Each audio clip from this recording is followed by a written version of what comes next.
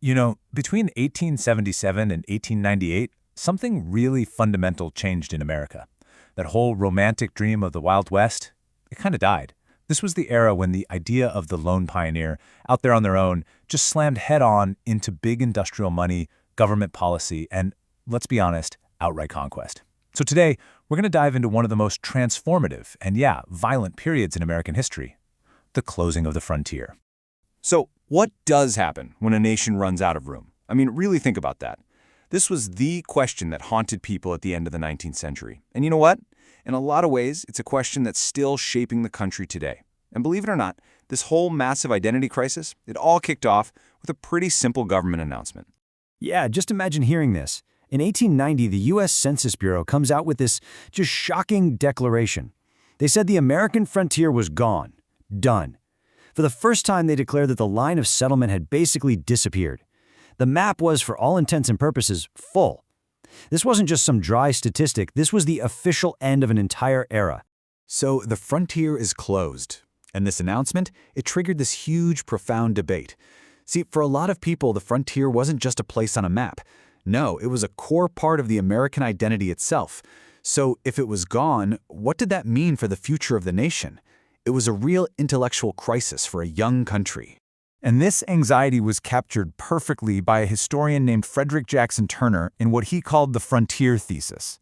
Here was his big idea. He argued that the frontier was America's safety valve. Think about it. If you were struggling in some crowded city back east, you could always just pack up, head west, and start over. Turner really believed that this constant opportunity for a fresh start was what kept American democracy so dynamic. It's what prevented the country from developing those deep, rigid class conflicts that you saw all over Europe. So you can see why Turner was so worried, right? His big fear was, okay, without the frontier, was America still America? If that safety valve is now shut off, where does all that social pressure go? He was terrified America would become rigid, stratified, just like the old countries in Europe, that it would lose the very spirit that had defined it for a century. It was a genuine identity crisis. Now, to really get why this was such a crisis, we have to back up a little. We have to understand the dream of free land, this incredibly powerful idea that pulled millions of people westward in the first place. It was a dream of independence, right? Of self-sufficiency, the dream of finally owning your own piece of land. And the government put this dream on paper with the Homestead Act of 1862. This was the policy that made it all feel so real. It was basically the American dream, packaged and sold. The government offered up 160 acres of federal land. All you had to do was live on it and improve it for 5 years. And then, poof, after those 5 years, the land was yours, supposedly for free. I mean, what an incredibly powerful promise, right? And this whole thing created the iconic American hero, the sodbuster. That was the nickname for the settlers, the small, independent farmers who did the absolutely backbreaking work of taming the tough prairie. This image of the rugged individual became a cornerstone of American mythology. But as we're about to see, that myth was about to get a serious reality check. So let's talk about the reality of the West. This is where the dream collided with the cold, hard economic engines of the time. Because the West wasn't just some empty canvas for pioneers' dreams. Nope. It was a place of big business, powerful new technology, and some seriously crushing economics that the average small farmer was just not prepared for. And here's the kicker, the big irony of the free land promise. The 160 acres might have been free of charge, but farming it, that was anything but. The reality was crushing debt. You needed money for tools, seeds, supplies, livestock, everything.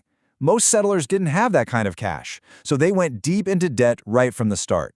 And the numbers, they're just staggering. Get this, only about 1 in 5 homesteaders actually made it through the whole 5-year process to get the title to their land. That dream was expensive. The truth is, the real engines of the West weren't the small farmers. They were these massive industrial forces. You had the railroads, for one. The government gave them millions of acres of land for free, which they then turned around and sold to settlers for a tidy profit. And of course, they controlled all the best land and routes. Then you have something as simple as barbed wire. This one invention totally ended the open range and the whole era of the great cattle drives. And on top of that, new, expensive machinery, plows, reapers, favored huge, large-scale agribusiness. The little guy, the sodbuster, just couldn't compete. That was the real story. The individual's dream was being bulldozed by industrial capitalism. Okay, so now we have to turn to the high cost of all this expansion. And this is, without a doubt, the most difficult part of the story. Because we have to remember, this supposedly empty land that America was settling, well, it wasn't empty at all. The closing of the frontier was, at its very core, a story of conquest and dispossession. Just look at this number, 30 million. That was the estimated bison population before 1870. By the late 1880s, there were fewer than 1,000 left. It's just catastrophic. And this wasn't an accident. The near-total destruction of the bison was central to the conquest of the plains. It wasn't just about commercial hunting. It was a deliberate U.S. military strategy. The Plains Indians' entire way of life, their food, their shelter, their spiritual center, it all revolved around the bison. So the logic was brutal and simple. Destroy the bison, and you destroy their ability to resist. And this military strategy was backed up by a huge shift in U.S. policy. Before 1871, the U.S. would, at least on paper, treat native tribes as independent nations to make treaties with. But that all changed with the Indian Appropriation Act.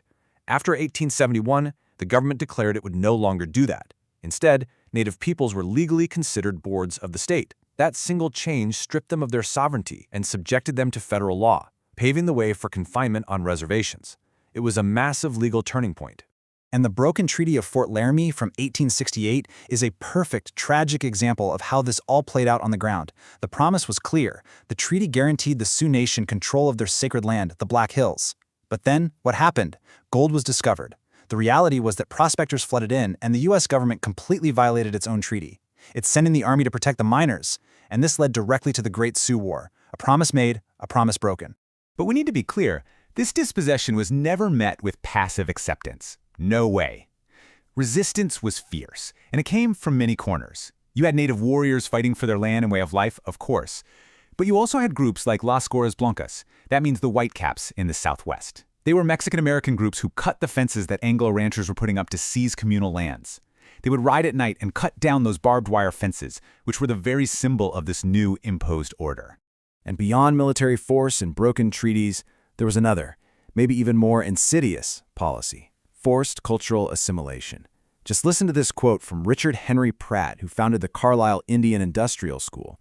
He said, "Kill the Indian in him and save the man." I mean, that's just chilling. It perfectly captures the philosophy. The goal wasn't just to control native peoples physically, but to completely erase their culture, their language, their very identity. And this whole era of conquest and control culminated in an absolute tragedy. It happened at Wounded Knee in 1890. U.S. troops who were on edge about a spiritual revival movement called the Ghost Dance cornered a group of Lakota men, women, and children, and they opened fire. They killed over 200 people. Most of them were unarmed. This massacre is widely seen as the brutal final chapter of the Indian Wars on the Great Plains. So this brings us back to where we started, back to that central theme. The frontier is officially closed. The continent is conquered. But now, with that safety valve gone, a new and really profound American question starts to emerge. Because when you look at all of this together, it's clear the closing of the frontier wasn't some natural, romantic event. It wasn't won by lone pioneers. It was the forceful imposition of a whole new economic and social order. You have to connect the dots, right? From the railroads and barbed wire to the broken treaties and the boarding schools. When you put it all together, you see a systematic process. It was the creation of a new American order, one built on the dispossession of native peoples and other communities who were already there. And so we're left with this huge question. Who does America become when it can no longer expand outwards to solve its internal pressures? It brings us right back to Turner's safety valve. If that geographic outlet for anger, for poverty, for discontent, if it's gone, what happens next? This is the question that was born in the 1890s, right as the frontier officially closed. And it's a question that would go on to shape the conflicts, the ambitions, and the identity of America for the entire next century. And you know what? It's a question we are absolutely still grappling with today.